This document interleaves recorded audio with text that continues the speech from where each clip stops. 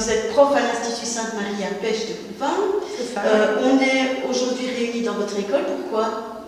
Eh bien, on est le 19 décembre, donc traditionnellement, on a l'habitude d'organiser une festivité pour la Noël, juste avant les vacances, donc une matinée consacrée à la solidarité plutôt.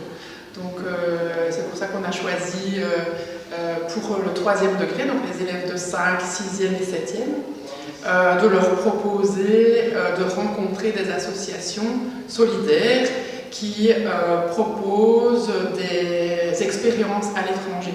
Donc soit stage, soit vraiment des immersions culturelles, donc des voyages dans l'objectif de rencontrer la culture des autres. Alors si on va encore un cran plus loin, il y a aussi des associations humanitaires qui proposent vraiment de consacrer du temps pour se lancer dans un projet d'aide. Et donc c'est, je trouve, une expérience vraiment formidable. Donc je suis Amandine, je travaille à Fort-Jeune-Couvin. Nous sommes un centre d'information jeunesse. Donc nous informons le jeune sur tout ce qui touche le secteur jeunesse, donc des loisirs au job étudiant, à la législation, tout ce qui touche le jeune. Et ici, si nous sommes présents aujourd'hui, c'est pour parler du côté loisirs international et voyage. Alors nous avons présenté un jeu assez simple, en groupe. Il tombait sur une couleur et chaque couleur correspond à une question. Une question donc sur l'international, le voyage. Donc par exemple, quel papier ils doivent avoir pour partir à l'étranger. En fait, tout ce qui est informatif sur la jeunesse et l'international. Sous une forme ludique, c'est très chouette. Et donc on reprenait en fait, comme on a un centre d'info, toutes les autres associations qui étaient présentes aujourd'hui. Alors, je suis Hélène et je travaille pour l'association Quinoa, qui est une ONG d'éducation au développement. Alors, on leur a beaucoup parlé de solidarité internationale et de la question de la façon dont s'organiser l'aide dans les différents pays qu'on a l'habitude d'appeler en voie de développement. On a aussi beaucoup parlé des stéréotypes, comment ceux-ci se construisaient et comment aller au-delà des stéréotypes qu'on a sur ces pays en voie de développement peut permettre d'aller vers une solidarité grandissante. Alors, président de l'association Loin Devant.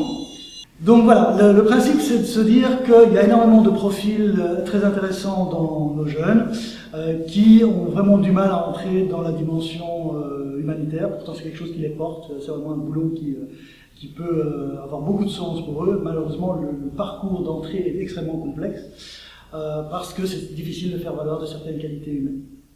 Et donc, on a imaginé une mise en situation, une formation complète. Cette formation leur permet de mettre à côté de leur diplôme et de leurs compétences techniques toute une série de qualités humaines, toute une série de compétences qui sont parfois pas faciles à cerner, mais qui leur permettent d'ouvrir la toute première porte, parce que c'est toujours assez compliqué d'avoir sa toute première mission. Je m'appelle Bruno Minant et je travaille bénévolement d'une association qui s'appelle ADI, Aide au développement international. Et donc cette association a deux pans. Un pan qui est de soutien dans les pays du Sud, c'est-à-dire qu'on a des projets en Haïti, des projets en Côte d'Ivoire, sur la santé, etc. Et donc on essaie de soutenir ces projets-là en les faisant surtout, en structurant les projets pour qu'ils puissent avoir des subsides à l'extérieur. Donc ça c'est un pan de l'association. Et l'autre pan de l'association, c'est faire ce qu'on a fait ce matin avec les élèves de pêche, c'est-à-dire de la sensibilisation à tout ce qui est relations interculturelles, relations nord-sud. C'est de se dire, mais comment est-ce qu'on peut voyager tout en respectant l'autre, en respectant ses traditions, sa culture. Je suis Isabelle de Gull et je travaille au Bureau international jeunesse.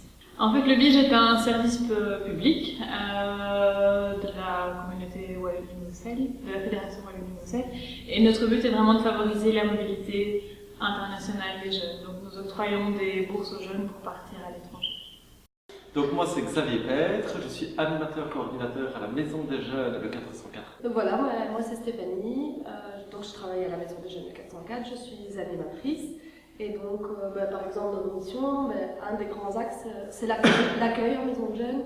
Donc l'accueil c'est accueillir les jeunes, être disponible pour eux, être à leur écoute. Alors ils peuvent juste venir et ne rien faire, se poser, être écoutés, demander des renseignements, mais aussi proposer des projets, dire un petit peu leurs envies, et alors ensemble, c'est de mettre en place des projets, des ateliers, des sorties, des activités, un peu de tout.